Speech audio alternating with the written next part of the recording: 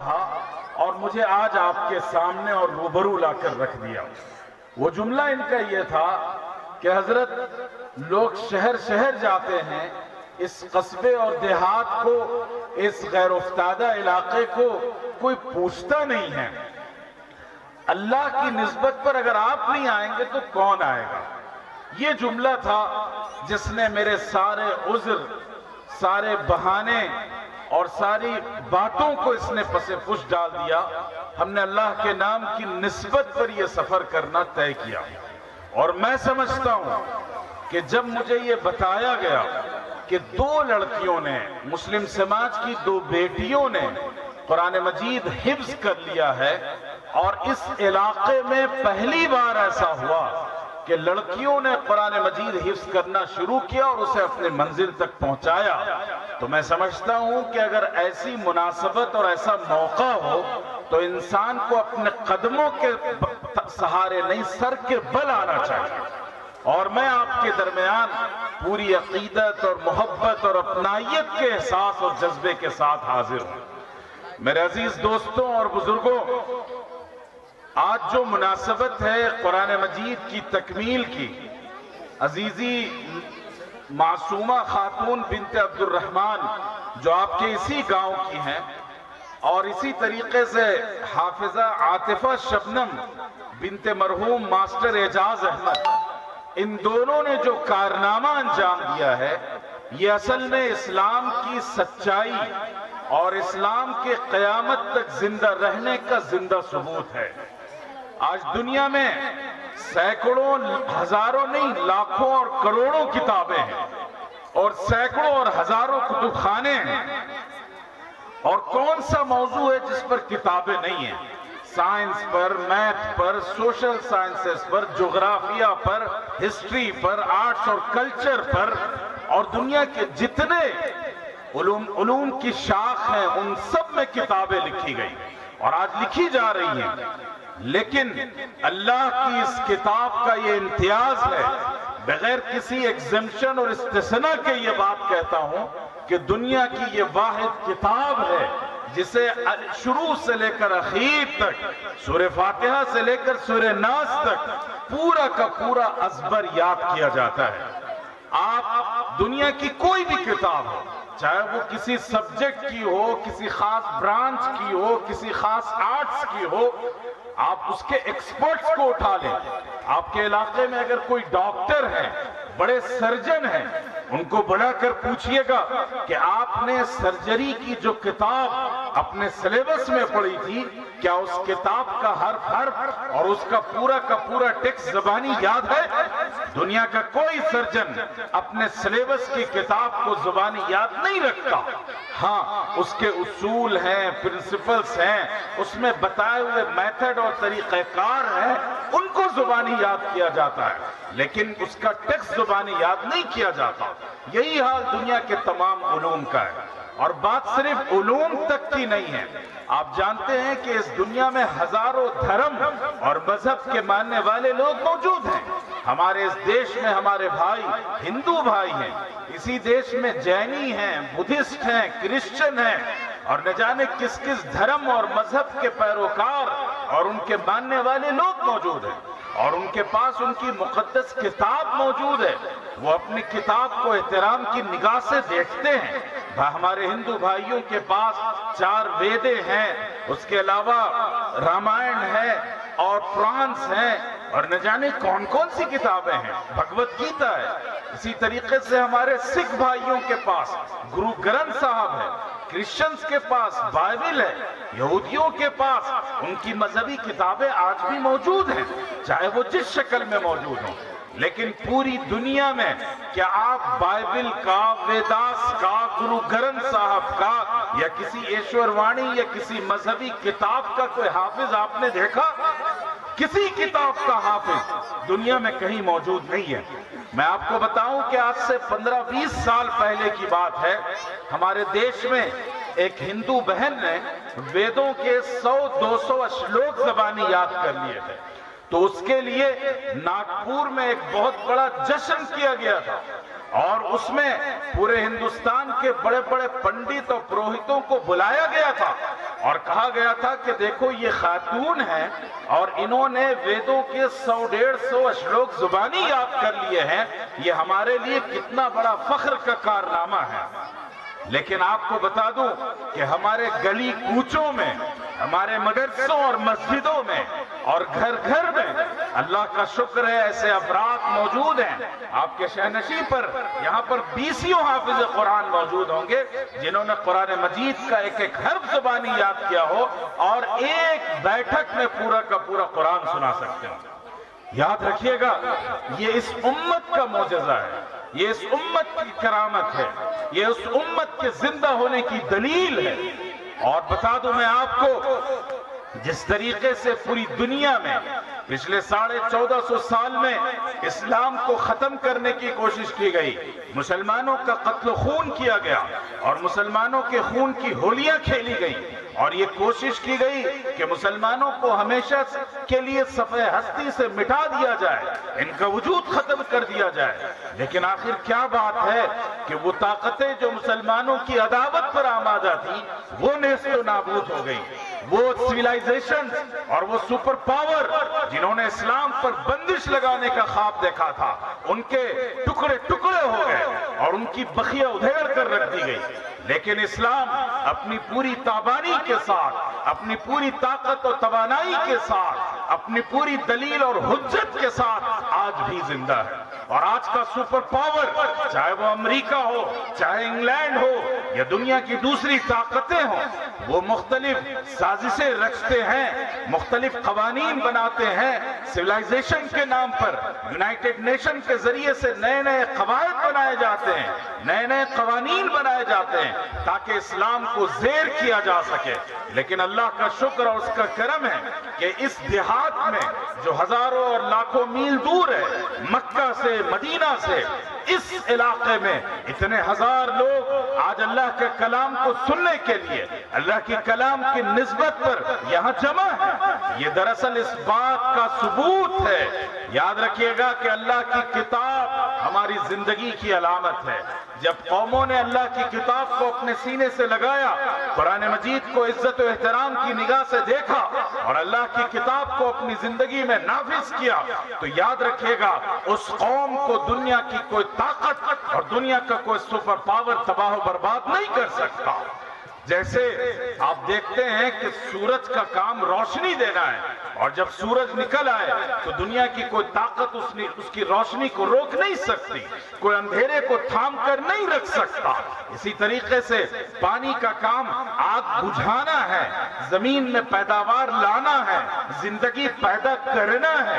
اسی طریقے سے یہ جو اللہ کی کتاب ہے، جسے آپ قرآن مجید کہتے ہیں، کلام مجید کہتے ہیں، القرآن اور الفرقان کہتے ہیں، اللہ کی اس کتاب کی تاثیر یہ ہے کہ یہ قوموں کو اور افراد کو زندگی عطا کرتی ہے۔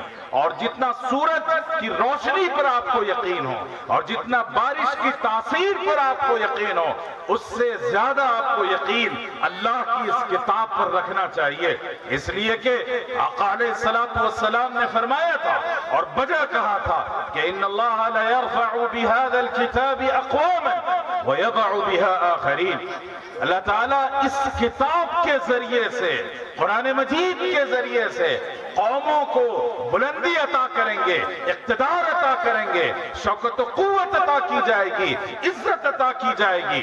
اور پھر اللہ کے رسول صلی اللہ علیہ وسلم نے فرمایا کہ اسی کتاب کے ذریعے سے اللہ تعالیٰ بہت سی قوموں کو ذلیل کر کر رکھ دیں گے، رسوا کر دیں گے، ان کے نام و نشان کو نیست و نابود کر دیا جائے گا، ان کے وجود کو صفحہ ہستی سے مٹا دیا جائے گا۔ یہ بات آقا علیہ السلام کی کہی ہوئی ہے، ہماری اور آپ کی نہیں ہے۔ پچھلے 1450 سال کی اسلامی تاریخ اس کی گواہ ہے، اس کا ثبوت ہے کہ جب مسلمانوں نے اللہ کی کتاب کو اپنے گلے سے لگایا، اس پر عمل کیا، اس کا احترام کیا، اس کا حق ادا کرنے کی کوشش کی، تو اللہ تعالیٰ نے اس قوم کو اقتدار اور طاقت اور قوت اور پاور عطا کیا۔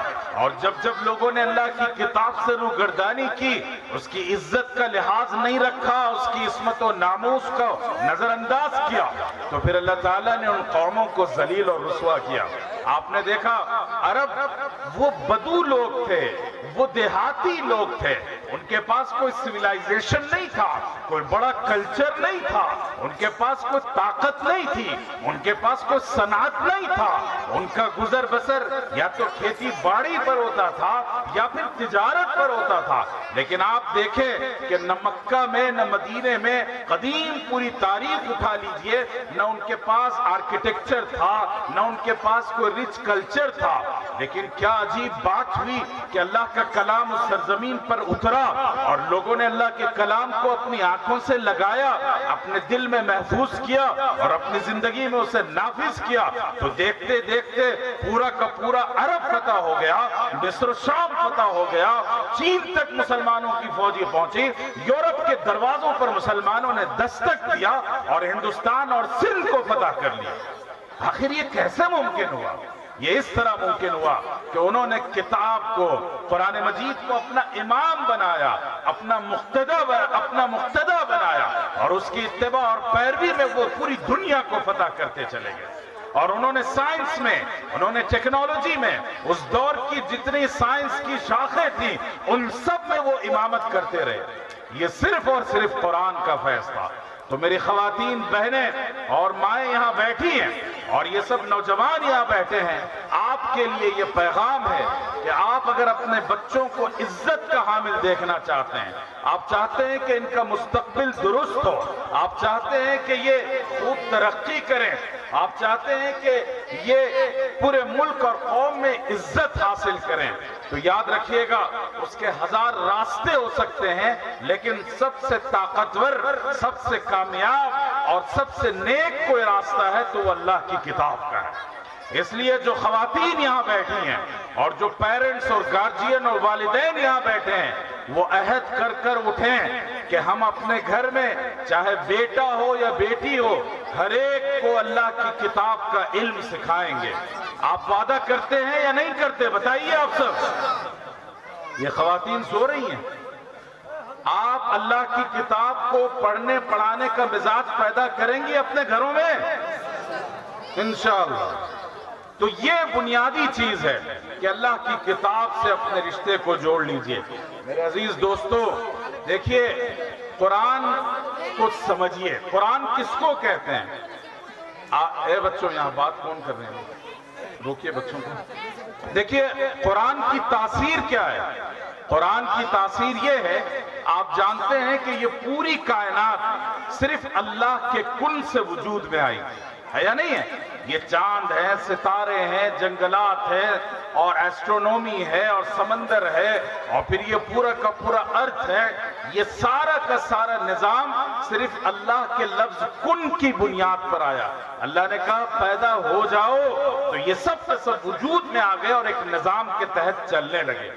تو جب اللہ کے ایک لفظ کن میں اتنی طاقت اور توانائی ہے، تو قرآن مجید جس میں کئی ہزار اللہ کے الفاظ ہیں، کیا اس میں طاقت نہیں ہوگی؟ کیا اس میں توانائی اور تاثیر نہیں ہوگی؟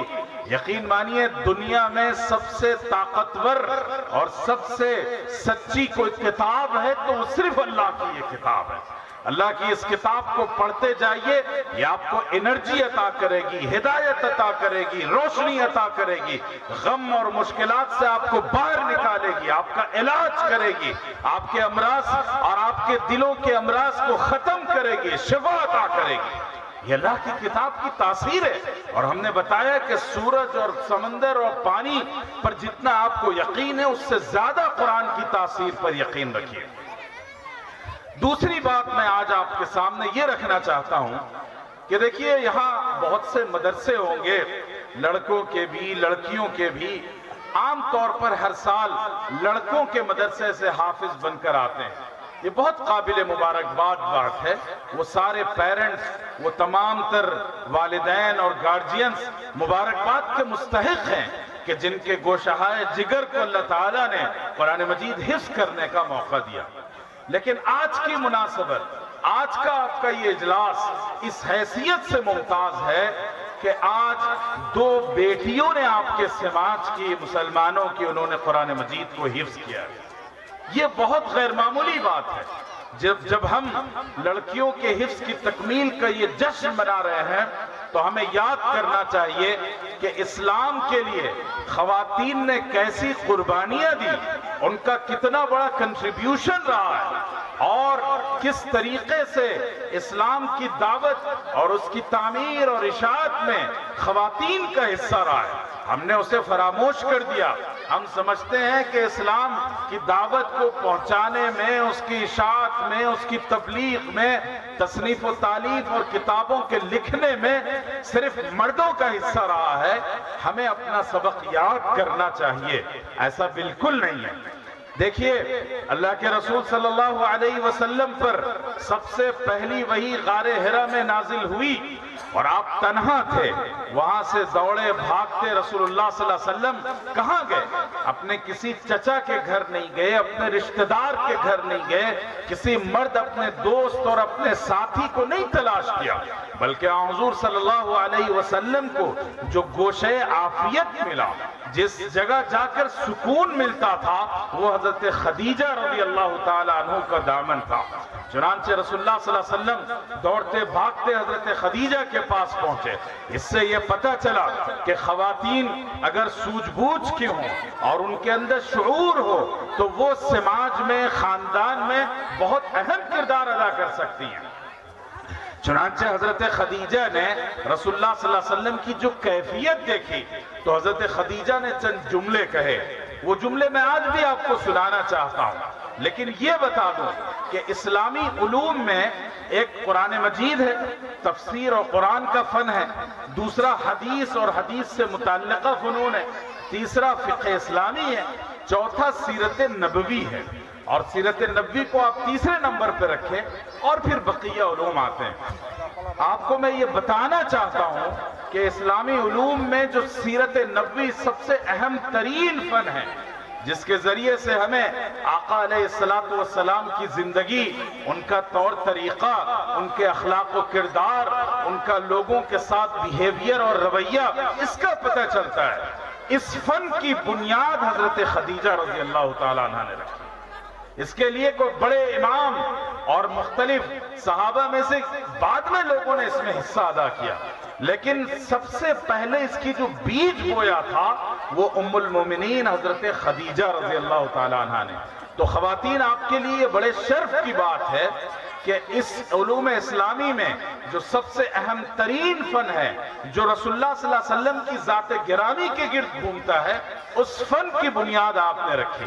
حضرت خدیجہ نے جب رسول اللہ صلی اللہ علیہ وسلم کو گھبرایا ہوا پایا تو انہوں نے تسلی کے کچھ بول کہے، اور وہ کیا تھے؟ انہوں نے فرمایا کہ واللہ لا یخزیک اللہ ابدا، اے محمد صلی اللہ علیہ وسلم، خدا کی قسم اللہ آپ کو ضائع ہونے نہیں دیں گے۔ کیوں؟ اس لیے کہ انک لتصل الرحم، آپ صلہ رحمی کی تعلیم دیتے ہیں، صلہ رحمی کو برتتے ہیں، اور فرمایا کہ انک لتصل الرحم وتحمل الکل، سماج میں جو غریب طبقہ ہے، یتیم ہیں، بیوہ ہیں، لاچار ہیں، ان کا بوجھ اپنے سر آپ اٹھاتے ہیں۔ وتکسب المعدوم، اور سماج کا وہ طبقہ جسے کوئی منہ لگانے کو تیار نہیں ہے، جس سے کوئی اہمیت اور ویلیو نہیں دی جاتی، جیسے ہمارے ہندوستانی سماج میں دلت بھائیوں کو برہمنوں نے جس طرح ظلم کیا اور انسانوں سے گرا ہوا ان کے ساتھ معاملہ کیا، تو ایسے طبقے کو رسول اللہ صلی اللہ علیہ وسلم گلے لگاتے تھے، ان پر خرچ کرتے تھے، ان کی ضروریات کو جان جان کر ان پر ان کی ضرورتوں کو پورا کرتے تھے۔ تو فرمایا کہ وہ تکسب المعدوم، سماج کا بچھڑا ہوا طبقہ، اس پر کما کما کر آپ خرچ کرتے ہیں، اور کہا کہ وہ تصدق الحدیث، آپ جھوٹ نہیں بولتے، سچ بولتے ہیں، وہ تؤدی الامانہ، اور امانت میں خیانت نہیں کرتے بلکہ اس کو ادا کر دیتے ہیں، وہ تقری الضیف، اور مہمانوں کی ضیافت آپ کرتے ہیں۔ اب میرا سوال یہاں پر ایک چھوٹے سے نقطے کی طرف ہے۔ ابھی پہلی وحی آئی، اللہ کے رسول صلی اللہ علیہ وسلم غار حرا سے نکل کر حضرت خدیجہ کے پاس آئے۔ اب بھلا بتائیے کہ رسول اللہ صلی اللہ علیہ وسلم کے جس اخلاق اور کردار کا حضرت خدیجہ نے ذکر کیا ہے، یہ اخلاق اور کردار کس کے ساتھ تھا؟ مسلمانوں کے ساتھ تھا، اہل ایمان کے ساتھ تھا؟ نہیں، ابھی تو کسی نے کلمہ بھی نہیں پڑھا، ابھی تو آئے اور وہی کو آئے ہوئے چند لمحے نہ گزرے۔ یہ رسول اللہ صلی اللہ علیہ وسلم کے اخلاق تھے مکہ کے مشرکوں کے ساتھ، مکہ کے ڈس بلیورز کے ساتھ۔ کعبۃ اللہ میں 360 بت رکھ کر کعبۃ اللہ کی عظمت کو پامال کرنے والوں کے ساتھ رسول اللہ صلی اللہ علیہ وسلم کا یہ اخلاق تھا۔ تو اس سے ہمیں یہ پیغام ملتا ہے کہ ہم جس سماج اور سوسائٹی میں رہیں، ہمیں اپنے غیر مسلم بھائیوں کے ساتھ اچھا اخلاق، اچھے کردار، اچھے رویے کے ساتھ جینا چاہیے، نہیں یہ کہ ہم اپنا کردار بگاڑ لیں اور کسی پر ظلم اور زیادتی کریں۔ بہرحال میں یہ کہہ رہا تھا کہ اسلامی علوم میں سیرت نبوی سب سے اہم ترین فن ہے۔ سیرت کے ذریعے سے ہمیں قرآن کی تفسیر سمجھ میں آتی ہے، سیرت کے ذریعے سے احادیث رسول سمجھنے کا موقع ملتا ہے، سیرت کے ذریعے سے فقہی احکام کی جانکاری ہوتی ہے، اور ان تینوں فن کی جو بنیاد ہے سیرت نبوی، اس کی بنیاد ایک خاتون نے رکھی۔ دوسری بات، سب سے پہلے اسلامی تاریخ میں جس نے کلمہ پڑھا وہ کوئی مرد نہیں تھا، وہ ایک خاتون تھی، ام المؤمنین حضرت خدیجہ رضی اللہ تعالیٰ عنہ۔ تو اندازہ لگائیے کہ سب سے پہلے کلمہ لا الہ الا اللہ محمد رسول اللہ صلی اللہ علیہ وسلم حضرت خدیجہ نے پڑھا۔ سب سے پہلے سیرت کی بنیاد خاتون حضرت خدیجہ نے رکھی، اور یہی بات ٹھہر نہیں جاتی، بلکہ اسلام کے لیے سب سے پہلا خون جس نے اپنا پیش کیا، سب سے پہلی موب لنچنگ جس کی گئی، وہ حضرت سمیہ رضی اللہ تعالی عنہ تھی۔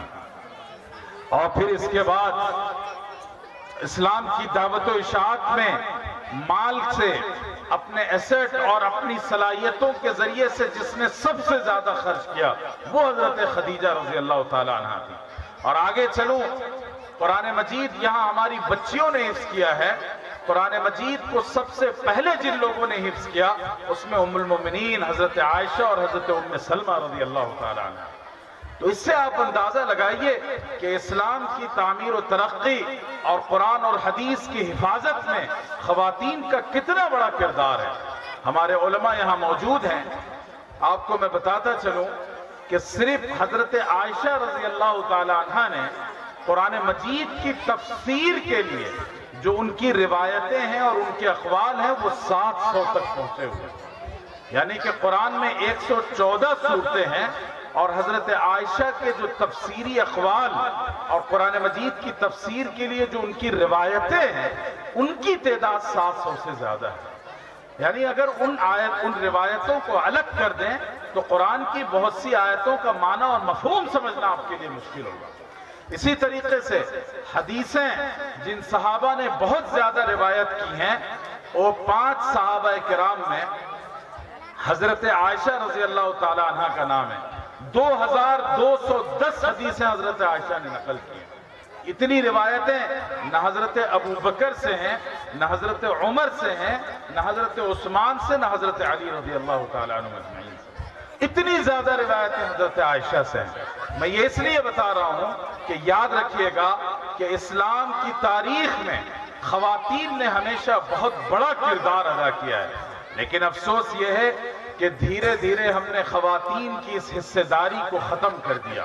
ہم نے ان تک دین کی تعلیم نہیں پہنچائی، دینی اداروں میں ان کے لیے داخلے کی گنجائش نہیں رکھی، دینی محفلوں میں ان کے آنے پر پابندی لگا دی گئی، اور ہر طرح سے ان کو دینی تعلیم سے کاٹ دیا گیا۔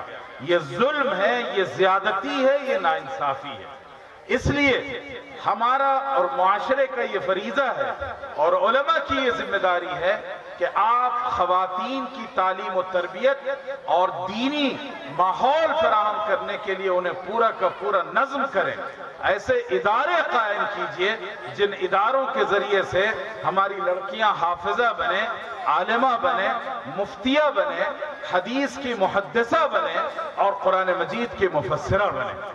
یہ جب ہوگا جب ہم اپنے ان اداروں کو قدر کی نگاہ سے دیکھیں گے، ان کی مدد کریں گے، ان کا تعاون کریں گے، ان اداروں کی تعمیر و ترقی میں اپنا کردار ادا کریں گے۔ اور یہ جو مدرسہ عائشہ للبنات ہے، میں ان خواتین سے کہنا چاہوں گا، آپ اس کو اپنا ادارہ سمجھیے، آپ اپنی تعمیر اور ترقی دیکھتی ہیں تو چاہتی ہیں دیکھنا تو آپ اس ادارے کا تعاون کریں اور اس ادارے میں اپنی لڑکیوں کو بھیجیے تعلیم کے لیے، تربیت کے لیے، اور اس کے ساتھ ساتھ اس ادارے کی مادی ترقی میں اور اس کی تعمیر میں اپنا کردار ادا کیجیے۔ اور میں یہاں علماء سے یہ بات کہنا چاہوں گا کہ آج ہندوستان میں اسلام کے خلاف بولنے کے لیے، اسلام پر حملہ کرنے کے لیے سب سے بڑا عنوان جو ہے وہ عورتوں کا عنوان ہے۔ میڈیا میں دیکھ لیجئے آپ، ہر روز پرائم ڈیبیٹ کسی نہ کسی اسلامی موضوع پر ہوگی اور اس موضوع کا تعلق خواتین سے ہوگا۔ تو اس سے یہ بات اور اس راز کو جان لیجئے کہ خواتین کو ڈھال بنا کر اور ان کو وسیلہ بنا کر، ذریعہ بنا کر اسلام پر شبخوں مارنے کی کوشش کی جاتی ہے اور اسلام کے خلاف بدگمانیاں پھیلائی جاتی ہیں۔ اس لیے میرے عزیز دوستوں اور نوجوان علماء کرام، یہ آپ کی ذمہ داری ہے کہ آپ اپنے علاقے میں خواتین کی دینی تعلیم و تربیت کا منظم اور مستحکم نظم کریں، ان کے اندر دینی بیداری پیدا کیجیے۔ اور یہ ضروری نہیں ہے کہ ہر عورت عالمہ ہی بن جائے یا ہر فرد عالم دین بن جائے، بلکہ بنیادی دینی تعلیم فراہم کرنا یہ ہم پر فرض ہے۔ اللہ کے رسول صلی اللہ علیہ وسلم نے اسی کے بارے میں کہا تھا کہ طلب العلم فریضۃ علی کل مسلم، علم کا حاصل کرنا ہر مسلمان پر فرض ہے۔ وہ علم کا وہ معیار ہے جو بنیادی ابتدائی دینی تعلیم ہے، ایمان ہے، عقیدہ ہے، حلال و حرام ہے، جائز ناجائز ہے، اور سیرت نبوی کی بنیادی معلومات ہے، یہ ہر خاتون کو معلوم ہونا چاہیے۔ ایک بزرگ نے بڑی اچھی بات کہی تھی اور میں چاہوں گا کہ وہ بات آپ اپنے کانوں تک پہنچائیں اور اپنے گھر گھر اور در در تک پہنچائیں۔ انہوں نے کہا تھا کہ دین جب مردوں تک پہنچتا ہے تو وہ گھر کی دہلیز تک جاتا ہے، اور دین جب خواتین تک پہنچتا ہے تو گھر کی نسلوں تک پہنچتا ہے۔ اس لیے اپنی خواتین کو دین سے جوڑ لیجئے، بچے بچیوں کی دینی تربیت کا یہ فریضہ انجام دیجئے کہ اگر یہ تربیت پائیں گی تو آپ کی نسلوں کے ایمان کی حفاظت کی ضمانت ملے گی۔ اور اگر ان کو آپ نے دین سے بے بہرہ رکھا، دین سے بے تعلق رکھا، تو یاد رکھیے آپ کی تہجد، آپ کی نمازیں، آپ کے نفل روزے، نفل عمرے، آپ کی داڑھی اور آپ کی ٹوپی آپ کی نسلوں کے ایمان کی حفاظت نہیں کر پائے۔ اس لیے یہ بہت سنجیدگی کے ساتھ اور بہت احساس ذمہ داری کے ساتھ ہم کو اپنے رویے کو بدلنا ہوگا، اور بدل کر ہم اس جانب توجہ دیں کہ ہر محلے میں خواتین کے لیے، جو بالغ بڑی خواتین ہیں ان کے لیے، گھریلو خواتین کے لیے مکاتب کا نظام قائم کیجیے، اور اس کے ساتھ ساتھ دینی محفلوں میں صرف ان سے چندہ وصول کرنے کے لیے نہ بلایا جائے، بلکہ ان کے ہاتھ میں دین دینے کے لیے بلایا جائے، ان کو باشعور بنانے کے لیے بلایا جائے، تاکہ کل اگر کوئی انہیں پکڑ کر کہے کہ اسلام نے تم پر ظلم کیا ہے تو یہ عورتیں انہیں وہ جواب دیں کہ وہ آپ کو منہ دکھانے کے قابل نہ ہوں۔ پرائم ڈیبیٹ اور اس طرح کے میڈیا ٹرائل کے ذریعے سے جو پروگرام چلائے جاتے ہیں اس سے یہ معصوم ذہن متاثر نہ ہو۔ اس لیے یہ ہماری بنیادی ذمہ داری ہے کہ ہم ان لڑکے لڑکیوں اور خاص طور پر خواتین کی دینی تعلیم و تربیت پر خصوصی توجہ دیں اور اس کو پوری ذمہ داری کے ساتھ انجام دیں۔